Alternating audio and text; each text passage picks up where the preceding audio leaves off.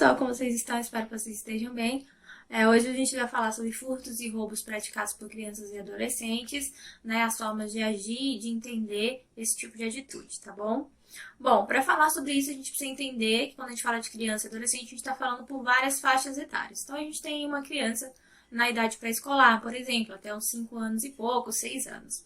Essa criança pode sim cometer pequenos furtos, até porque muitas vezes essas crianças ainda não têm muito discernimento sobre o que é do outro e o que é meu. Elas estão começando a aprender agora essas regras sociais, do que o que é do outro eu não posso mexer, e que se eu pegar alguma coisa do outro eu posso entristecê-lo, enfim, que não é certo.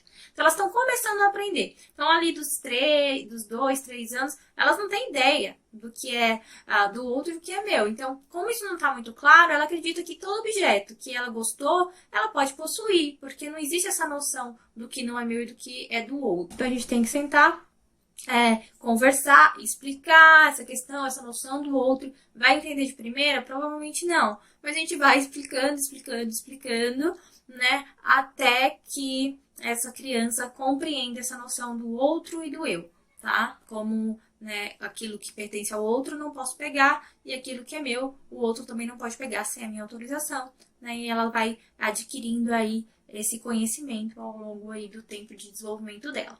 Tá? A gente tem também as crianças que já estão na idade escolar, né? Essas crianças, elas podem sim praticar algum tipo de furto, de artigos, principalmente artigo de escola, gente. Sumiu um apontador, apareceu um apontador que você nunca viu, uma borracha, um lápis, né, adesivo. A criança vai surgindo com aquilo, né? Nessa maioria dos casos, essas crianças, elas agem pela espontaneidade mesmo. Então, elas não pensam nas consequências da ação de pegar aquela outra coisa do outro, né? Nem nos sentimentos desse outro. Ela pensa que aquilo é legal, ela gostaria de ter também, por algum motivo ela não tem, e aí ela vai pegar porque ela vai se sentir bem, ela não está pensando além disso, né? Então é um comportamento muito comum, né? De a criança se sentir faltante daquele objeto, de querer aquele objeto, e ela vai achar ali naquele furto um jeito de obter, né?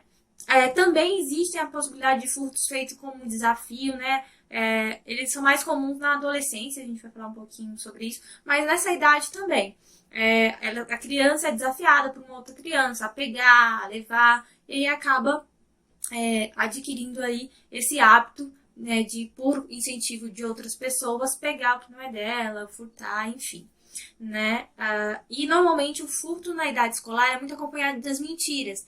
Então, troquei com um coleguinha, não sei como foi para aí, né? Então ela pega as coisas e ela costuma tentar mentir ali para se defender de alguma forma, tá? E outro motivo é a falta ali de formas de bancar e arcar com algumas pequenas despesas que eles acreditam ter. Então, o fato de querer comprar um doce e não poder, de querer adquirir alguma coisa e não poder, faz ele pegar questão de dinheiro mesmo, pequenos furtos em mercearias, supermercados. Então, a gente tem que ficar bem atento nesse sentido, tá? Já quando a gente fala de adolescência, a gente normalmente verifica esses roubos, esses furtos associados a uma questão de necessidade de afirmação mesmo, então de pertencer a um grupo.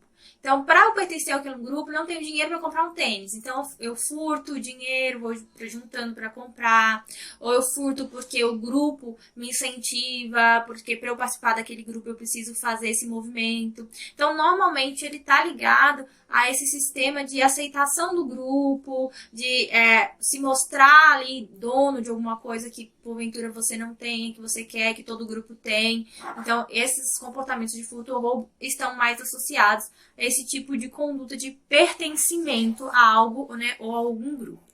E aí, quais são os principais erros cometidos pelos responsáveis das crianças diante delas mesmo, que acabam influenciando a essas práticas? Primeiro, inconsistência nas medidas educacionais. Então, em uma situação, a criança é punida. Numa situação parecida ou semelhante ou igual, a criança não é punida. E depende, então, do humor desse responsável, se ela é colocada para refletir ou não. Então, se ela fica de castigo ou não. Então, fica inconsistente.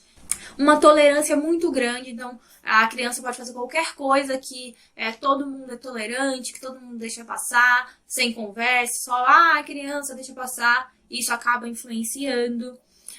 E padrões de discordância entre família. Então, um educador, né, um familiar fala uma coisa, o outro fala outra. Isso também influencia, né? E também a ideia de que a criança ela pode fazer o que quiser, só que aí vai depender do seu humor. E aí não fica claro o limite, né? Então, não deixar claros os limites acaba influenciando nesse tipo de atitude da criança, do adolescente, enfim.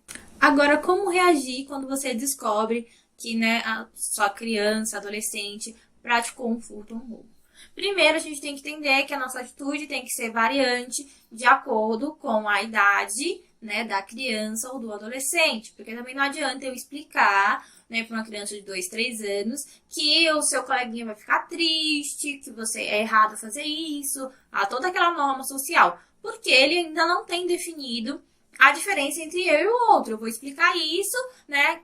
Olha, isso aqui é do outro, isso aqui é seu, mas de uma forma bem clara, o mais claro possível, para que ele entenda, tá, gente? Porque senão ele não vai conseguir aprender essa diferenciação.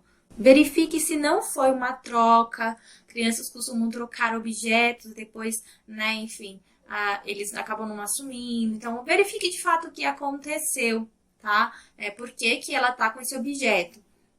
Outra coisa, explique, né, para a criança, principalmente as maiorzinhas, como o outro vai se sentir triste ao não ter mais aquele objeto que era tão estimado, que ele pode se sentir mal, que dentro de uma sociedade a gente vive baseado em regras que são muito importantes. Uma delas é a honestidade, é não pegar aquilo que não nos pertence sem a permissão do outro, né? Explique. Se ele não se sentir culpado, explique o quanto isso é importante. Dê o exemplo reverso, né? E se fosse outra pessoa pegando o seu bem, como você se sentiria, né? Então, é muito importante você agir. Se ele pegou algo de algum lugar, de alguma loja, evite fazer escândalos, tá, gente? Gritar, chamar a criança de ladrão, falar que ele não tem futuro, que desse jeito ele vai acabar numa cadeia, porque isso só assusta mais a criança. Qual o certo? Chame essa criança no privado, explique tudo isso e dê a oportunidade dela corrigir o erro. Como? Ela tem que devolver o objeto, ou se ela, por exemplo, foi um doce, ela comeu, ela tem que dar um jeito ali, talvez ajudando em casa, para poder ganhar o dinheiro, para poder comprar e devolver esse objeto. Então, ela tem que aprender a reparar esse erro. Então, pedir desculpas, assumir que errou, né, e pedir desculpas e reparar o erro. Então, é isso que você tem que incentivar. Você vai puxar a criança e vai levar ela sem falar nada com ela antes para pedir desculpa. Não adianta. Se você sentar e explicar, ela tem que ter sentido aquilo que ela tá fazendo, tá bom? Bom, é isso. Vamos conversar. Acontecem esses tipos de furto na infância, na adolescência. A gente precisa ensinar, né, e explicar a forma correta de lidar com os desejos, né, com as vontades, que não é pegando aquilo que não é seu. Tá bom? Um beijo e até a próxima.